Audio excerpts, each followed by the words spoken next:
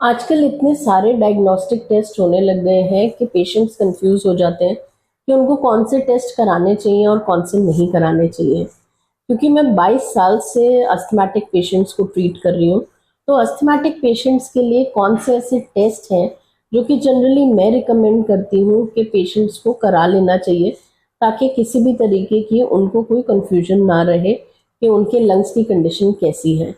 So first thing is chest x ray.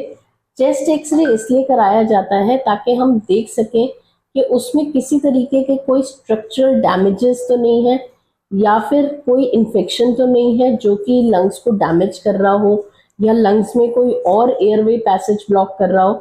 So first is chest x-ray. Second is pulmonary function test. Pulmonary function test में हम ये देखते हैं कि जो आपका एयर पैसेज है वो कहीं ब्लॉक तो नहीं हो रहा, एक्सेल करने में, इनहेल करने में आपको कौन से प्रोसेस में जो है वो ज़्यादा दिक्कत आ रही है। तो इसके लिए lung function test, pulmonary function test जो है वो हम लोग रिकमेंड करते हैं। थर्ड इज जब हमें लगता है कि किसी तरीके का कोई डीपर इशू आ रहा है और पेशेंट को सांस लेने में बहुत दिक्कत हो रही है, तो कुछ चीज़ों को रूल आउट करने के लिए हम सीटी स्कैन भी रिकमेंड करते हैं। बट वो उन स्टेजेस में होता है जहाँ पे हमें कोई डीपर इशू मिलता है लंग्स में, ब्रोंकाइटिस में या अस्थमा में, सीओपीडी के केसेस में खास करके। और जब कभी कोई लंग ब्लॉक हो जाता है और हमें लगता है कि वो सीटी स्कैन से ही हम लोग देख पाएंगे कि कितना डैमेज हुआ है लंग को, तो हम लोग सीटी स्कैन जो है वो रिकमेंड करते हैं। डेली बेसिस पे अस्थमैटिक पेशेंट्स को मैं जनरली रिकमेंड करती हूँ कि इस तरीके से एक ऑक्सीमीटर लेके ज़रूर रख लें घर पे, और वो इसमें अपना जो ऑक्सीजन सैचुरेशन है वो ज़रूर चेक करें। जब वो मेरे क्लिनिक में विजिट करते हैं तो मैं भी उनका ऑक्सीजन सैचुरेशन ज़रूर चेक करती हूँ, ये देखने के लिए कि जो उनके लंग्स हैं उनमें कितनी स्ट्रेंथ है, कितनी एयर जा पा रही है, कितना वो इजीली ब्रीथ कर पाएंगे। तो उस बेसिस पे ही मैं आगे के टेस्ट जो हैं उन्हें रिकमेंड करती हूँ। अनदर थिंग जो कि काफ़ी एडवांस टेस्ट आ जाते हैं वो तब रिकमेंड किए जाते हैं जबकि हमें लगता है कि कोई बहुत ही मेजर डैमेज हो रहा है लंग्स में।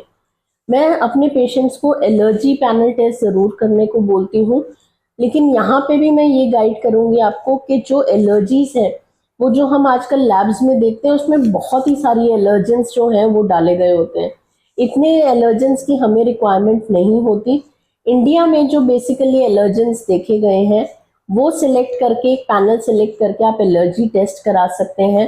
साथ साथ आपका आईजीई लेवल चेक करना बहुत ज़रूरी है, बिकॉज वो इंडिकेट करता है कि आपको किस लेवल पे कितनी एलर्जीज हैं।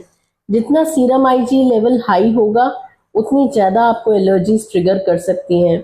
ईओसिनोफिल काउंट देखना बहुत ज़रूरी है कि ईओसिनोफिलिया की कंडीशन तो नहीं आ रही।